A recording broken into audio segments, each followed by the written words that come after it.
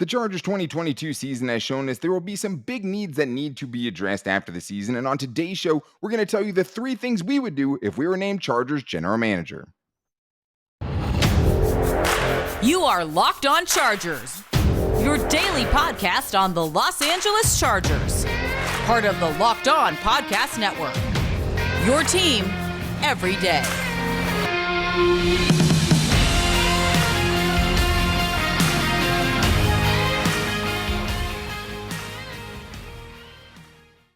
What is up, and welcome into the Locked On Chargers podcast. I'm your host, Daniel Wade, joined as always by my co-host, David Drogemeyer, and we've been covering the Chargers now for 6 seasons, but this is our 5th season as the host of the Locked On Chargers podcast, bringing you your team every day. Thank you guys so much for making us your first listen today. And to make sure you never miss the show, go subscribe to the Locked On Chargers YouTube channel and also follow the show for free on all platforms wherever you get your podcast from. But it's Chargers mailbag day, so we're opening it up to what we would do after the 2022 season if we were the Chargers general manager. There's 3 big things, but there's one biggest thing to me that they absolutely have to get done. We'll also talk about if the Chargers should be scouring the waiver wire right now to help out this roster because we know there are some holes in it. And we'll also get into if some players like Troy Reeder or JT Woods deserve to see some more snaps after the struggles we've seen from the Chargers defense. But today's episode is brought to you by BetOnline. BetOnline has you covered this season with more props, odds, and lines than ever before. BetOnline, where the game starts. And it's Chargers mailbag, David, is where we're starting today. We're starting with Chris Saiz, who DM'd us on Twitter, and he asked, if you were made the Chargers GM after the season, what 3 moves would you make? So there's a couple of things that we don't know at this point, right? We don't know how the Chargers season is going to play out. So, I'm not going to fire Brandon Staley with a 5-3 record as we're sitting here today. We'll save the coaches firing and things like that for after the season. But when you're talking about what needs the Chargers will have, we can definitely look at that right now. And this season has made some very clear. So, David, you're the Chargers general manager now. You have now taken over Tom Telesco's job. What is the first move that you're making if you're Chargers GM? Moving all the Tom Telesco stuff out of my office and bringing in my favorite chair. No, I'm just kidding. Honestly, if I was the Chargers general manager here, the first thing I would do is something I've been clamoring for this entire season, preseason, training camp, regular season. It has not changed. The Chargers need young, explosive speed. It has to happen. That's the first thing I'm looking for, and probably looking to do that in the draft because I want someone that's cost controlled, someone I'm going to have on a rookie contract for 4 years, maybe with the 5th year option if I take him in the first round. But pairing Justin Herbert with someone who has explosive speed should have happened immediately. The fact that it hasn't happened already is a travesty. That has to happen. This guy can throw the ball 80 yards down the field, and unfortunately, there's nobody on the roster outside of Jalen Guyton, who has a torn ACL, that can actually do that. And so You have to do that. That's number 1. Number 2, quality pass rush help, Daniel. I think the Chargers definitely need. I like the fact that, the last couple of years they had a veteran that they brought in, like a Kyler Fackrell. I like someone like that just because, unfortunately for Joey Bosa, he's dealt with injuries in his entire career. And so you just can't feel 100% comfortable that he's going to be available from week 1 to week 18. So you need somebody that can step in and just fill the void while, you have him out, or, with Khalil Mack being over the age of 31. He's been fantastic this season, but, you never know when that's going to change. And then the last thing is a run stuffing linebacker, like someone who is just has a nose for the football and run support. I think that's something that's sorely lacking and missing in this Chargers defense. Those are the 3 moves that I would make if I was the Chargers general manager.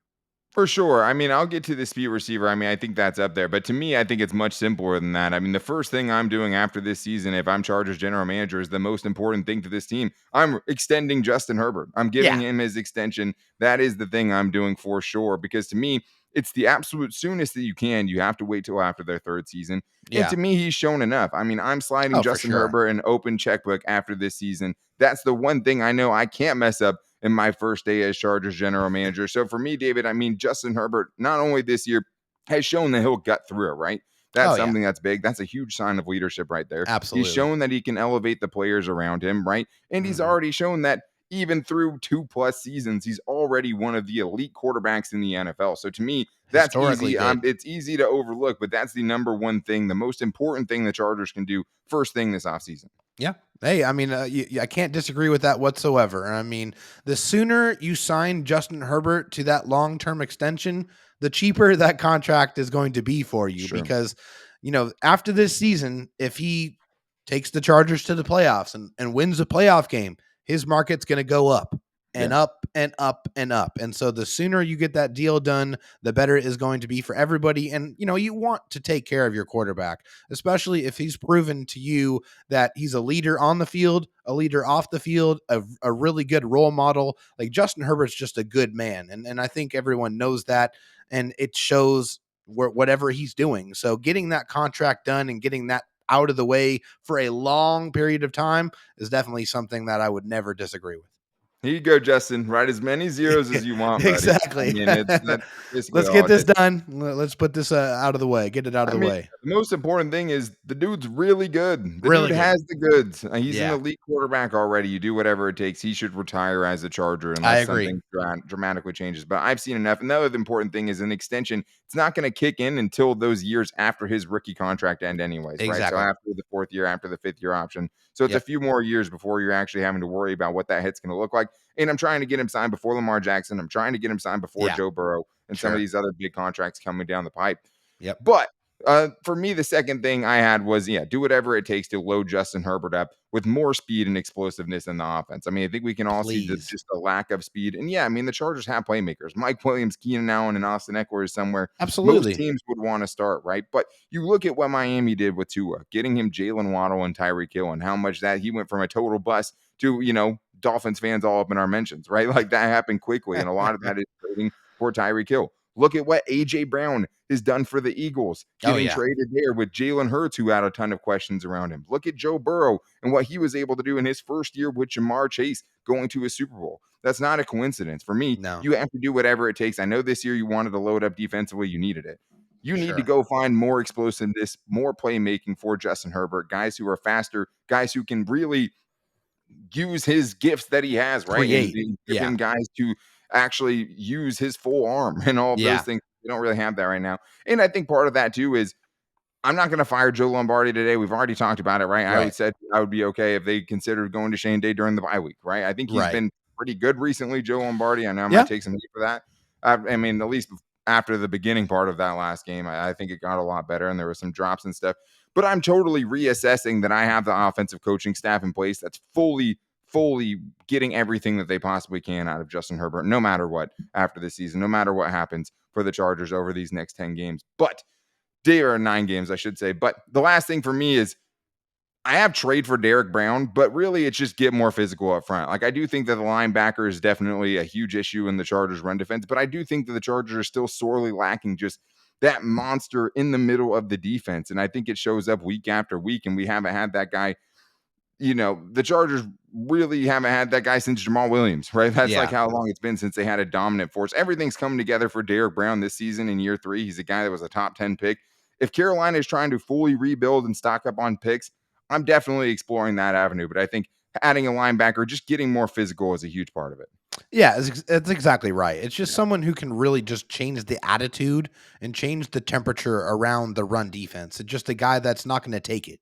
A guy Yeah. that's going to knife through, not just knife through, is going to explode through the middle of the offensive line. You need someone who has that ability, has that presence. And I don't know if the Chargers have that right now, or a guy that, just like I said, like a Denzel Perriman type, a guy I that was can going to just say Denzel hunt Perriman, yeah. the run and annihilate running backs. That's Yeah. what he does. Like, he does it better than most linebackers in the NFL. So getting a guy like that to pair with somebody who can open up those lanes for the linebackers to flow through, that's something that I think would make a tremendous difference, because I think the Chargers pass defense is pretty good. I mean, honestly, I think it's pretty solid. If you pair that with the ability to stop the run, that's really going to showcase the type of movie that Brandon Staley is trying to show to everybody. Yeah, and I mean, there's definitely, I think, questions with Nazir Adderley and stuff like that. But I Sure. think you have to feel pretty good about the corners that you have, Yeah. assuming, re-sign Bryce Callahan would be one of the things to Oh, add to my list absolutely. right now, too. Because, Definitely.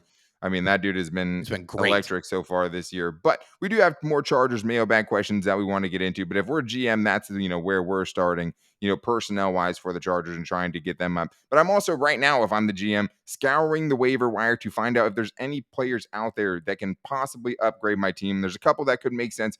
for the Chargers that we're going to talk about. And we're also going to talk about, is it Keenan Allen or Joey Bosa, I think is the real question. Which one of them helps the Chargers most when they can return from their injury? So we're going to get into that coming up right after this. But first, I need to tell you guys about Simply Safe. If you thought about securing your home with home security, but you've been putting it off, you want to listen up. Right now, Locked On Chargers listeners can get the #1 rated Simply Safe home security system for 50% off. This is their biggest offer of the year, and you won't want to miss it. I mean, I'm upset because I paid full price for it. But the best part about Simply Safe to me is just having the peace of mind when I leave my house, when I have to go on the road to do road, go visit family or go on a road trip, doing whatever. It's so nice to be able to always be able to check in on my app, my Simply Safe app. I can go check out the HD cameras with Simply Safe, and I can also use their high-tech monitors to know if something is happening at my house. Their professional monitoring agents use Fast Protect technology exclusively from Simply Safe to capture critical evidence and verify if a threat is real, so you can get priority police response. And that's what you want to make sure is that you have your place taken care of, especially when you're not home. You can even remotely arm or disarm your system and even unlock the door if you have a guest coming by. Like, it's super cool. Simply Safe is the #1 thing that you can use right now. And they're half the price of ADT's traditional professionally installed system. Simply Safe is the whole home security with advanced sensors that you guys need for every room, window, and door. And don't miss out right now, guys, because you have a chance to save big on the only security system that I recommend. Get 50% off new Simply Safe system at simplysafe.com/lockedonnfl. This is their biggest discount of the year, guys. You don't want to miss out on it. That's simplysafe.com/lockedonnfl. There's no safe like Simply Safe. All right, we want to continue to get into our Chargers mailbag here. And I think, David, it starts with Leisha's question from Twitter talking about the Chargers waiver wire. And they asked, can you see the Chargers picking up anyone on the waiver wire? With Parham on IR, could you see them picking up Kendall Blanton or the other former Ram Terrell Burgess? So this is something the Chargers should absolutely be doing, right? I mean, it's not just these guys who are former Rams. They should be looking for every player. I think out of the two of those guys, I mean, Blanton has 6 career receptions, 2 career drops, and is not a very good run blocker. So I'm kind of scratching that one off the list first. But Terrell Burgess makes more sense, David, because the Chargers do have, question marks at safety like we've talked about before, right? And he is a guy that could potentially come in as someone that Brandon Staley is familiar with. Yeah, I think that's what makes the most sense out of those guys. Definitely is bring in Burgess.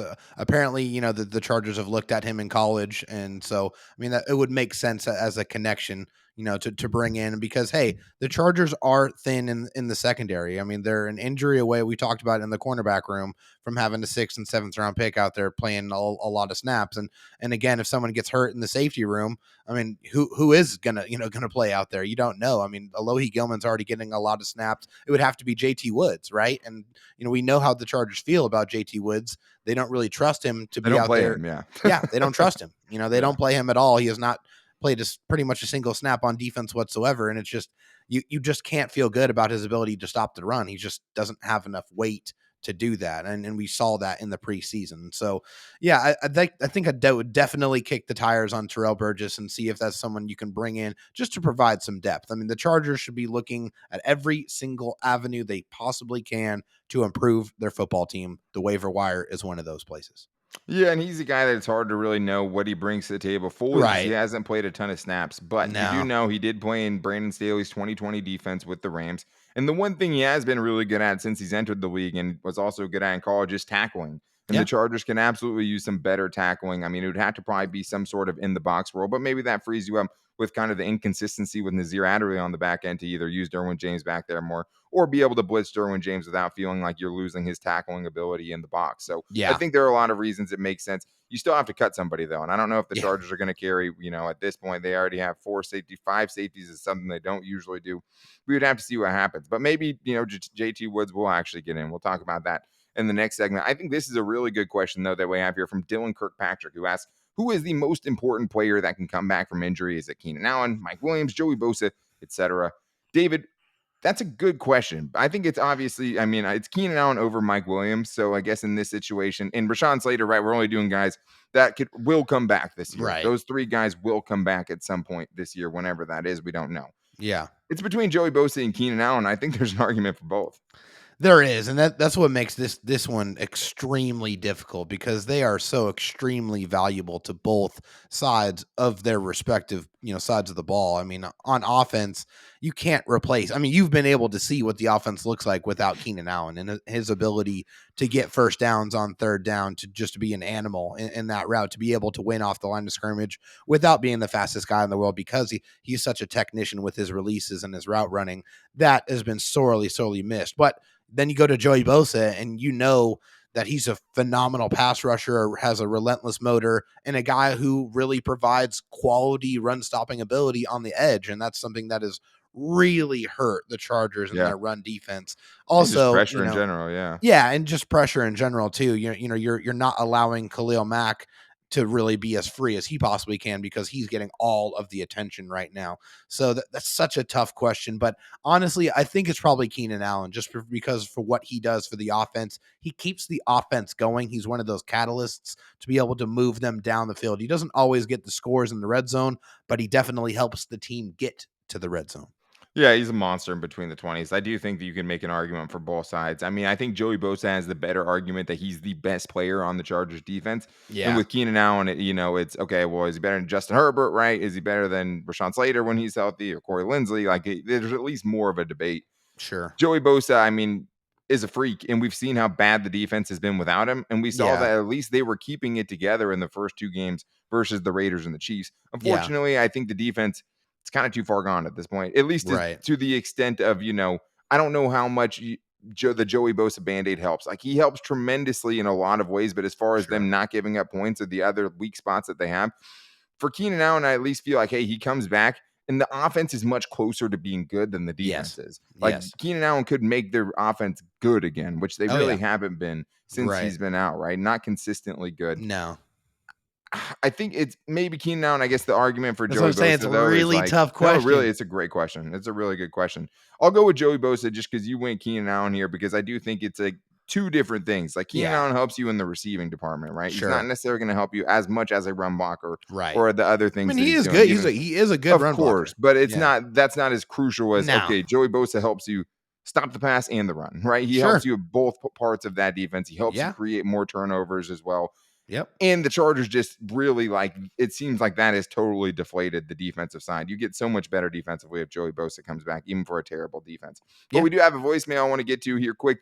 Is it actually possible the Chargers should be lucky they're playing in so many close games? Should they want these heartbreaking, heart pressure raising games? Let's hear what Atir has to say about it.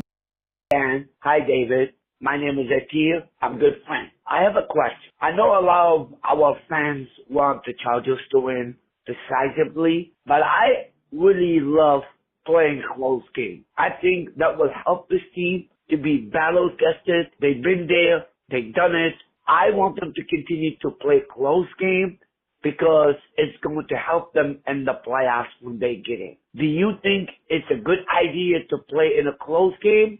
Or is it bad idea to play in a close game? Thank you, but I love it. I love you, Atir. David, what do you think? Yeah, no. I mean, I definitely do not want to continue playing in close games for my blood pressure, for the health of my heart, for the health of my mind. Yeah, for my alcohol consumption. Yeah, no. I do not want the Chargers to continue to play in close games. Will it help them? I mean, when they're inevitably in those close games, to be able to draw on those experiences? Sure, sure. I mean, I'm sure that has some value there. Just Yeah. being able to say, "Hey, I've been there, I've done it, I've been able to win those close games." That does have some value. But you're not going to sit here and tell me that you wouldn't rather see the Chargers win by 21 and not even have to worry about it, not have to stress, and just be able to enjoy the fact that your team just blew the other team out. That's more along the lines of what I would enjoy as far as watching the Chargers play. Yeah, I mean, you don't want to be in close games because with the amount of, volatile plays the Chargers have given up and haven't been able to get offensively at certain times, like, you're always, it'll catch up to you eventually, Oh right? And the yeah, Chargers have had some lucky breaks, like a guy yeah. fumbling You without play being with hit, fire. a field goal getting missed by the Browns. Like, it's just, and that has gone against the Chargers so many ways. But there is a point to, yes, I mean, this team definitely, if they get to the playoffs, if they have a moment late in the fourth quarter, they're going to believe that they can do it because they've done it. And that Yeah, definitely carries value. They've done it plenty, though. I don't need to see them do it anymore. Give us a couple of games where, we're not having to think about going to the doctors the next day to get like the heart murmur, checked out or something along those lines. But we do have more Chargers mailbag questions that we want to get into about some guys that haven't really played at all. Maybe it's their time defensively to get on the field. JT Woods and Troy Reader. And then we'll also talk about if the Chargers should have potentially gone after a right tackle after the injury to Trey Pipkins. So we'll get into that coming up right after this. But I need to tell you guys that there is a great way to make your love sparkle, and that is BlueNile.com. If you have a milestone to celebrate or you want to let your love sparkle, Blue Nile can help you make your celebrations even more memorable. They're the #1 online jeweler that you guys can go to, and their prices are always better than the traditional retailers. And my favorite part about BlueNile.com is if you have a picky significant other, this is the best place to go to, because if you're having trouble choosing, Blue Nile Jewelry has experts on hand 24/7 available via phone or chat to get you the memorable gift that you need at every budget. And you can also change whatever you want about the ring. You can get the totally customized ring or piece of jewelry that you need. You can pick the shape, the size, the clarity, as well as the setting style. Blue Nile's bench jewelers will then help you handcraft her perfect one-of-a-kind engagement ring. I love BlueNile.com because it really does help you make that memorable event. If it's an anniversary, if you want to get engaged, whatever your special occasion is, Blue Nile definitely helps make it sparkle. And you can make yours moment sparkle at Blue Nile. Go to BlueNile.com, use the code LOCKEDON to save $50 on your purchase of $500 or more. That's BLUNILE.com, code LOCKEDON to save $50 on your purchase of $500 or more. BlueNile.com, code LOCKEDON. All right, David, back to the Chargers mailbag here. We have some more questions that we want to get into, and we have another good one here. This one is from Alistair Lloyd, one of our Chargers podcasting friends, and he asked, would you start giving JT Woods and Troy Reader starting snaps on the Chargers defense? So starting snaps is probably a lot, David, but I mean, I would absolutely agree. I want to see some of it. I mean, I definitely want to see what it looks like. I think we're at the point with the Charger safeties, whether that's, Alohi Gilman less snaps because he is getting snaps defensively right now, Yeah. and Kenneth Murray losing some snaps. I'm all for that. Yeah, definitely. I mean, I think for JT Woods, if you get in those, third and long situations, those third and 10s, third and 15s, even, would not hate seeing him out there using his range, his speed, the ball skills. I mean, he is a ball hawk. I mean, that's one thing you absolutely cannot take away from him. That is one of his calling cards. So if you're in one of those just super obvious passing down situations, I would not mind seeing the Chargers sprinkle him in those situations. And I've already talked about the fact that I'd like to see Troy Reader out there at linebacker a little bit more. I just feel like he understands the defense completely. And I feel like he is a little bit more physical. He's not the most, athletic guy in the world, but I feel like when he hits you, you go to the ground and you're not moving. Like that guy hits like a truck. So I would not mind seeing him in those first and second down situations. Kenneth Murray has been decent in coverage, I would say, but he's a huge liability against the run. He just doesn't have the ability to really flow and really, get through the traffic. It's just one of the things he's really struggled with. So like I said, wouldn't mind seeing Troy Reader in there on those first and second downs and let Kenneth Murray just cover a little bit more. Yeah, I mean, I think Troy Reader is the much safer option, right? I mean, I think and you can see more easily how he helps you defensively because he's always in the right spot. He's very physical. I mean, you want a running back thinking, hey, who's going to be on the other side when I get through this hole, right? I don't know if either of the two linebackers playing the most snaps for the Chargers right now are really putting the fear of God into any running back. But if there's something we've heard even from other NFL players, like you do not want to get hit by Troy Reader. The dude hits like a sack of bricks. And with him, you would feel better about, okay, hey, Drew Tranquil, that combination of Tranquil and Reader, I think would be nice. I would like to see it for sure because you have to do something. I mean, Kenneth Murray, even on that last 40-plus yard run we saw in the last game, right? Bad. Made just the right really read bad. And then just shot right into a block.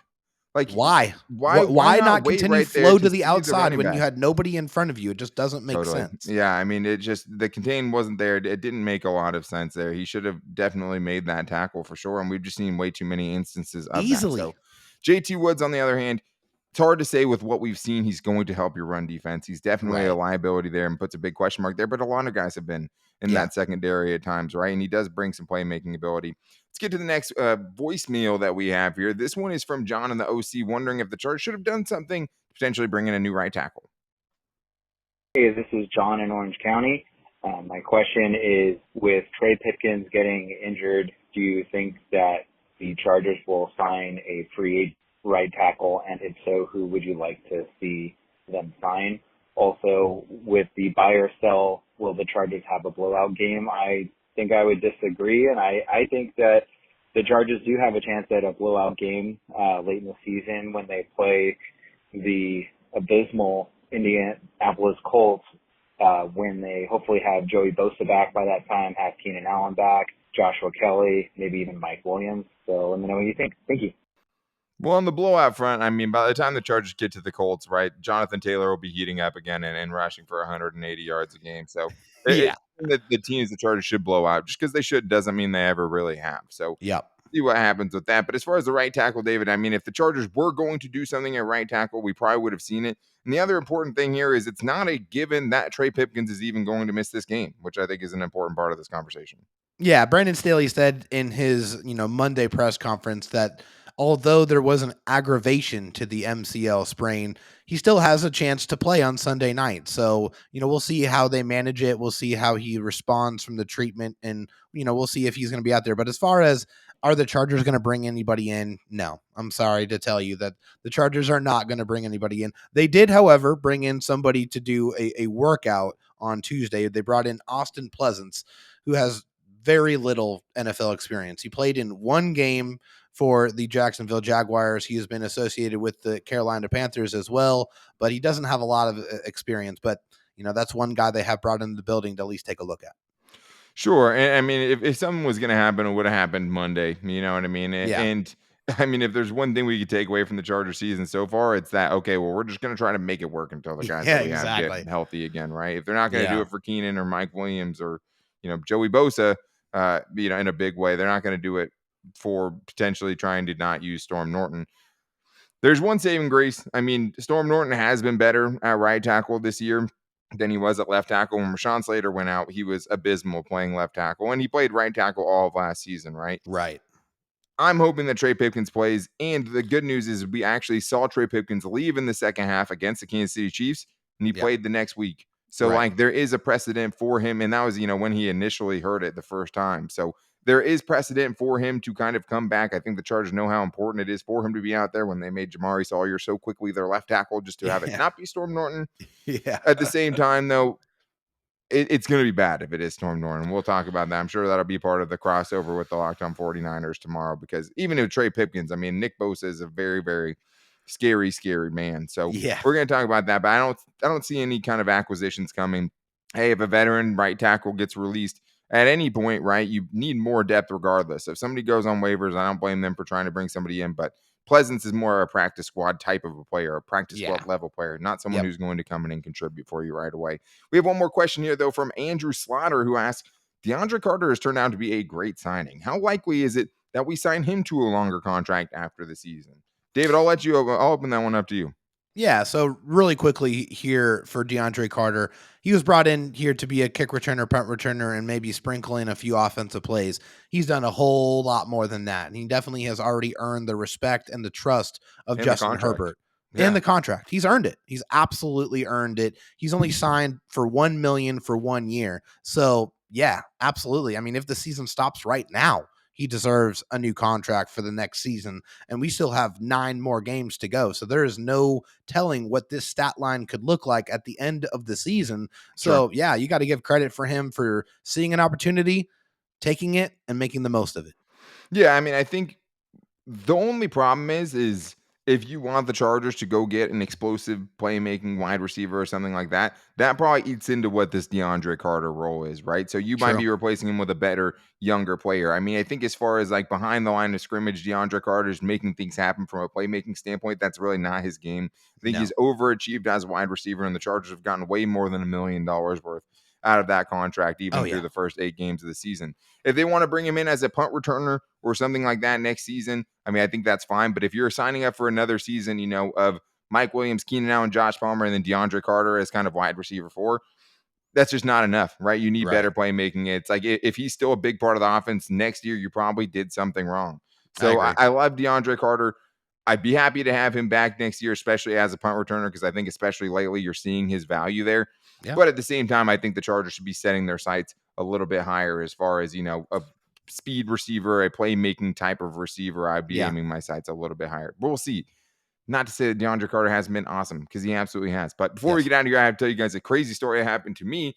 And Chargers fans and our fans are crazy, and I love them. But I had a random dude run up to me at the gas station and yell at me. And I was kind of like, first of all, I was just kind of scared, And he ran up. He's like, "Hey, you're from Locked On Chargers." And I'm like, "Yeah." And I thought we were going to talk. And he's like, "How could you possibly pick the Chargers to lose to the Falcons? You and David, what were you doing?"